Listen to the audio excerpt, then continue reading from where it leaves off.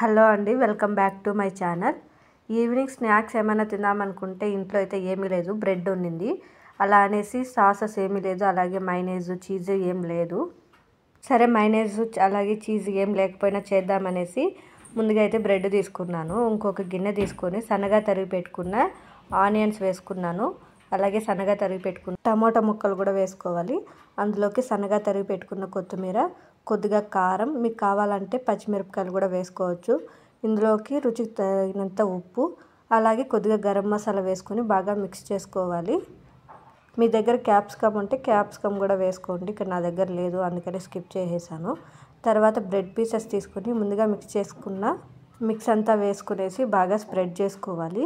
ఇక్కడ మా పాప కోసం చేస్తున్నాను, కొద్దిగా స్పైసీగా ఉంటుందనేసి కొద్దిగా కెచప్ ఉంటే కెచప్ వేసుకుంటున్నాను. కెచప్ వేసుకునేసి దాన్ని ఒక పక్కన పెట్టుకోవాలి.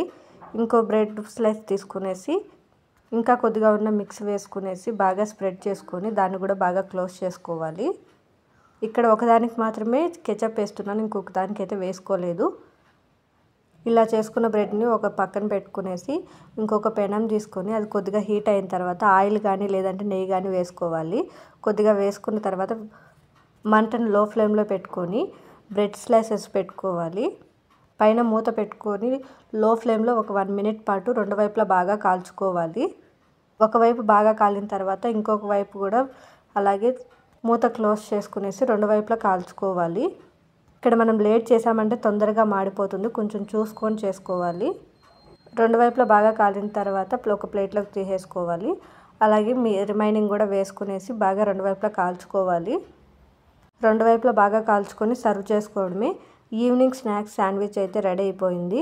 టేస్ట్ అయితే పెద్దవాళ్ళకైతే చాలా బాగుంటుంది, చిన్నవాళ్ళకి కొద్దిగా స్పైసీగా ఉంటుంది, కానీ బాగా క్రిస్పీగా బాగుంటుంది. ఖచ్చితంగా మీ పిల్లలకు కూడా ట్రై చేయండి. నా వీడియోస్ కానీ నచ్చినట్టయితే లైక్ చేయండి, షేర్ చేయండి, సబ్స్క్రైబ్ చేసుకోవడం మాత్రం మర్చిపోకండి.